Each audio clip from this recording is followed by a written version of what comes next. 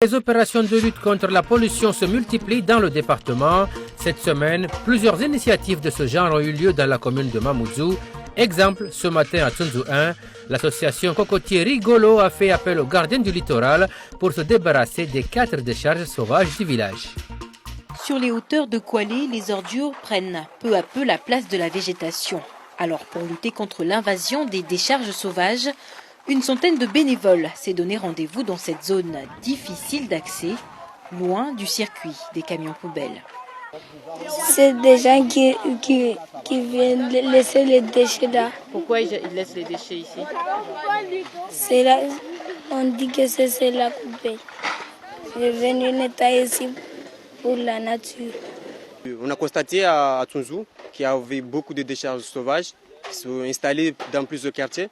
Donc on a décidé de nettoyer et d'essayer de sensibiliser au maximum la population pour qu'ils puissent venir nous aider, mais malheureusement on n'a pas eu du monde.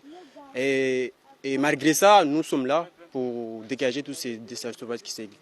Les jeunes de cette association de Tsunzu 1 sont encadrés par 14 membres des gardiens du littoral, dont 10 services civiques. Ils disposent aussi de l'appui du parc marin, l'une des rares institutions à soutenir l'initiative.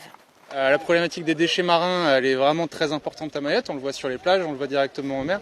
Mais on sait que la plupart des déchets qu'on retrouve en mer sont des déchets qui ont été produits à terre.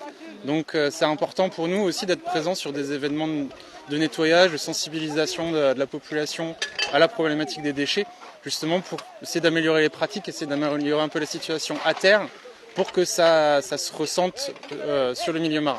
Là on trie directement, il y a des gens qui sont en bas. Eux là ils vont peser les déchets directement et les mettre dans le camion.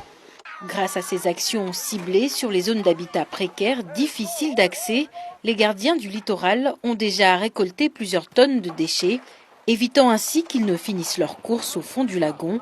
Et pour éviter le retour des décharges, un projet de bac poubelle est prévu au sein de ces mêmes quartiers précaires.